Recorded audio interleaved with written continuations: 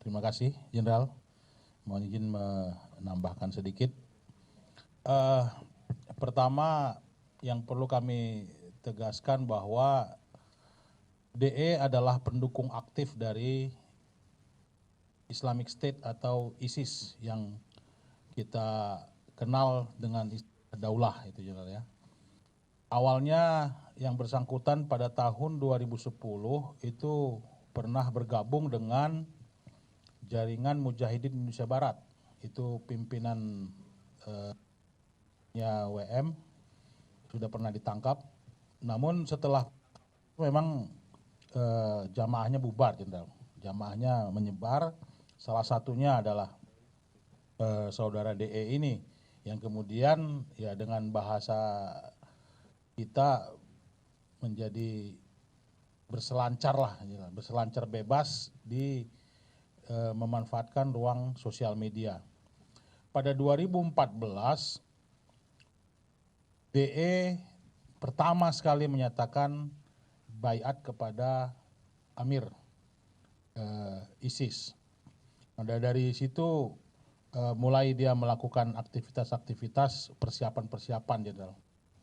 Jadi yang bersangkutan melakukan latihan, kemudian melakukan pengumpulan peralatan-peralatan yang dibutuhkan. Nah, yang bersangkutan itu memang sangat aktif di sosial media sampai beberapa akun sebelumnya itu sudah di-report dan ditutup oleh Facebook maupun YouTube karena diduga mempropaganda aksi terorisme. Namun yang bersangkutan seperti biasa yang lainnya berganti akun lagi, kemudian dia memposting lagi dan lebih privat belakangan ini. Sekitar 3 minggu ke belakang, ini puncaknya bahwa yang bersangkutan terlihat girohnya semakin tinggi dengan menyebarkan ajakan atau himbauan untuk amaliyah atau untuk melakukan aksi terorisme. Sehingga pesan-pesan itu disebarkan secara private menggunakan timer message, sehingga ketika sampai di si penerima itu dibuka dan langsung hilang dari server atau dari jaringan. Nah, ini sedang kita dalami postingan-postingannya atau private message itu dikirim ke siapa saja itu, Jenderal. Nah, kita kemudian mengamankan yang bersangkutan setelah memprofiling. Yang bersangkutan memiliki juga akun di marketplace ya, di salah satu akun penjualan online yang dikamuflasekan oleh yang bersangkutan penjualan diecast gitu ya, mainan militer yang berkaitan dengan perlengkapan. Ada gear, ada baju taktikal, perlengkapan taktikal, kemudian ada lain termasuk senjata ini. Nah, dalam pemeriksaan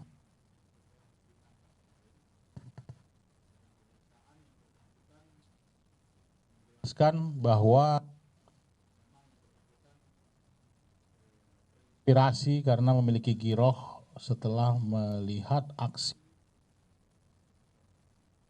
pemberontakan atau kanan dari Mako teroris di Mako.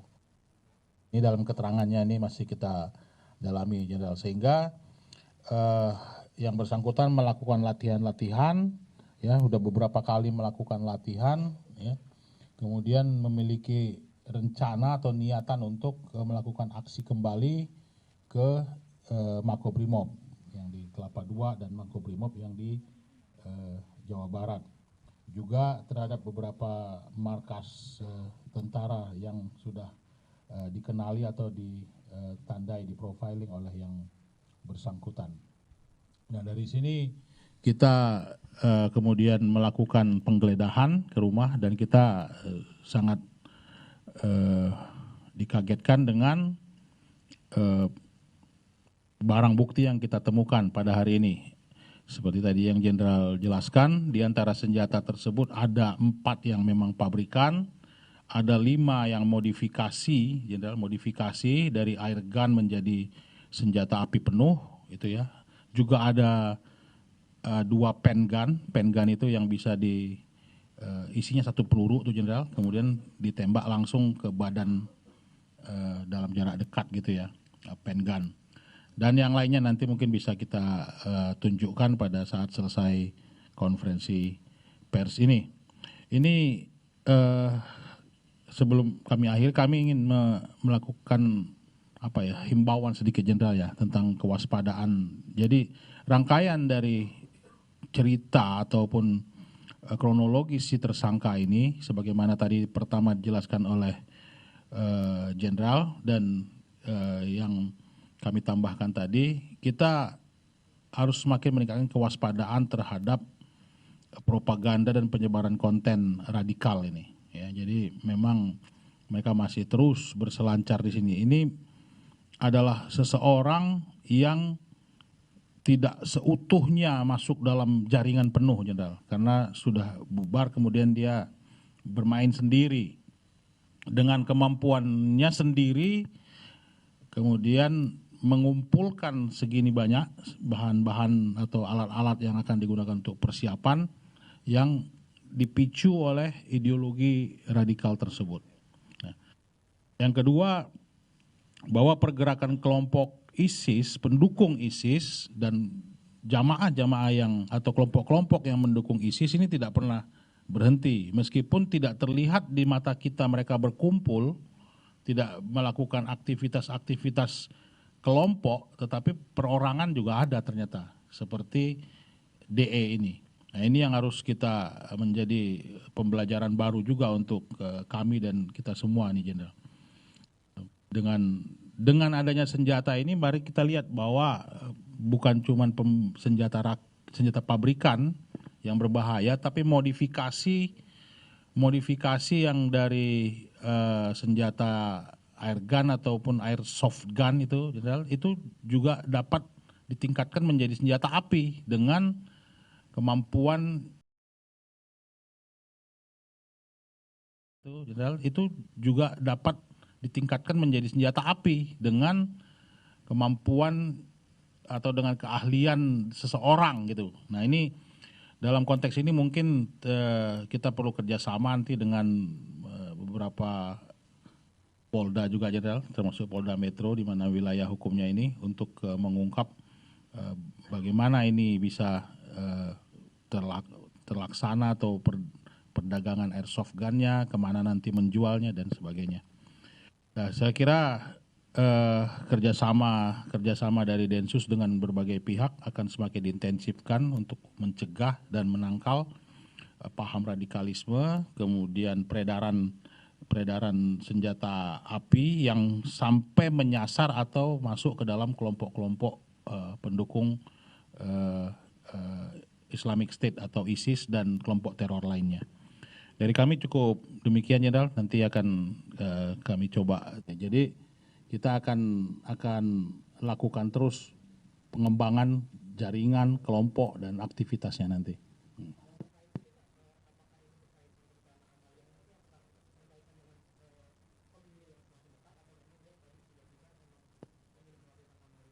Sementara ini baru dari keterangan yang bersangkutan bahwa girohnya itu naik setelah melihat tayangan di televisi tentang perlawanan napi di Mako Brimob. Jadi dia pingin, seperti itulah. Nanti saya tidak bilang, dia hanya melihat tayangan di TV tentang perlawanan teroris di Mako Brimob gitu. Berbaiat.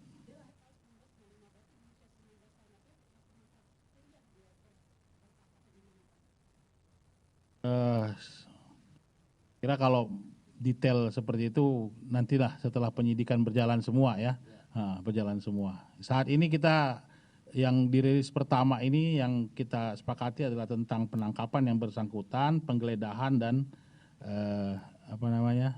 barang bukti yang ada.